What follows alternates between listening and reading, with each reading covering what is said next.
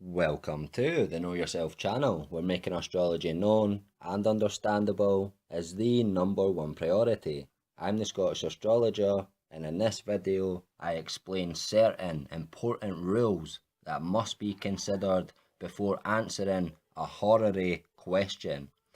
And these rules are from the Al-Hindus, Arabians, William Lilly and others. Okay, for those watching who are currently unaware of what horary is a form of astrology in which the answer to a question asked to an astrologer may be obtained by erecting a horoscope for the time, place, etc. that the question was asked, and giving the querent an answer to their question based on that particular chart. Now, the art of horary astrology is quite complex, and there is lengthy books basically all dedicated to teaching this particular form of astrology. And so the rules I am about to explain are for the astrologer to follow when he or she brings up the horoscope for the question asked. So first of all, if you erect a horoscope for a question and you find Saturn located in the ascendant, and especially if also retrograde, the answer to and information provided from the question will never come to any good, and so it's better not to go ahead with the horary reading. Okay, just don't give the person asking an answer to the question, because it will bring no good to anybody. Also, if Saturn is found in the 7th house, this will either corrupt the judgment of the astrologer or be another sign the answer to the question and other information provided will come to no good, and so should not be relayed to the person asking the question. In general, as the 7th house, especially the descendant, represents the astrologer, you want to make sure that the sign and ruling planet of that house is not in a bad position, etc. Because that is a sign you should not answer the question at all, in my opinion. And the question is better left unanswered.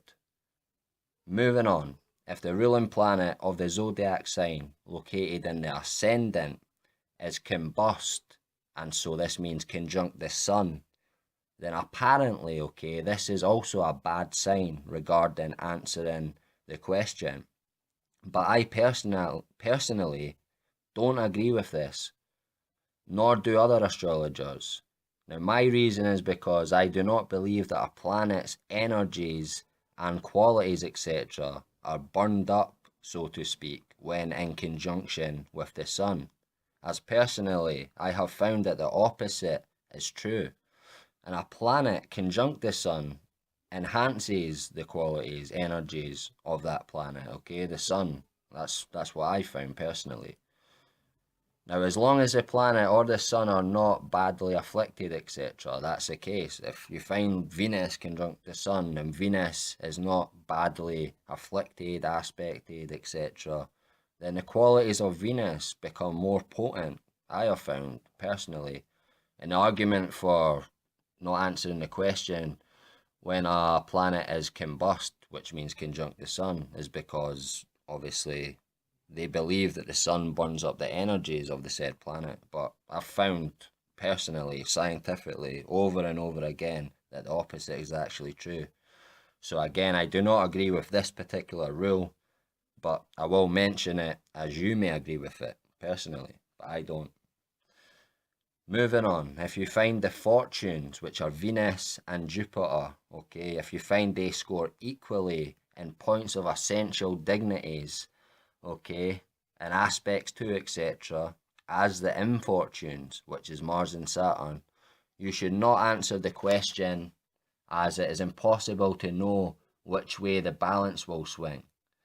But in this case, you can defer this, okay, and get the person to ask you a similar question at a different random time or on another day, etc. Okay, so you can have another go at the question. It just means at that moment in time when it was asked, there's no way of you, the astrologer, being able to tell which way the balance will swing, okay? So you can't tell a yes or no answer for a question fully. It's impossible. It's basically a maybe. So that's no good when a person wants a yes or a no.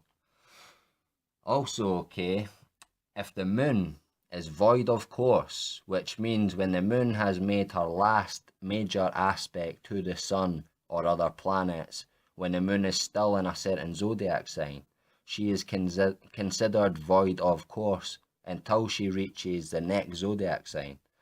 And this occurs roughly every 2 days and lasts anywhere from a small amount of minutes up to several hours. So again, if the moon is void of course, you should be wary about giving an answer, okay? Unless to the question, I wouldn't. So though, if the moon is in the signs Taurus, Cancer, Sagittarius, or Pisces, then you can, okay? So if the moon's void of course, but is in either Taurus, Cancer, Sagittarius, or Pisces, then it's said that you can go ahead with the question, okay? So, but I just wouldn't bother. If the moon's void, of course, I wouldn't give the answer, regardless of which sign it's in. Okay. It is also not safe to give an answer to a question if you find the moon in the last degrees of a zodiac sign, especially if the moon is in the signs of Gemini, Scorpio, or Capricorn. It is also not safe to answer if the zodiac sign ascending has ascended past 27 degrees, okay, of that sign. Unless the question is regarding finding out about a time or the person asking the question matches in age the number of degrees in the ascendant.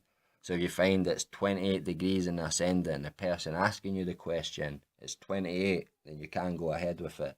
If they don't match that age, if the person's 25, 28 degrees rising, you wouldn't answer the question, okay? And last but not least, you should not give an answer to a question if the first or second degrees of a sign is in the ascendant, especially in signs of short ascension such as Capricorn, Aquarius, Pisces, Aries, Taurus, or Gemini. Okay folks, these are the strictest of the rules that must be followed before answering a horary question.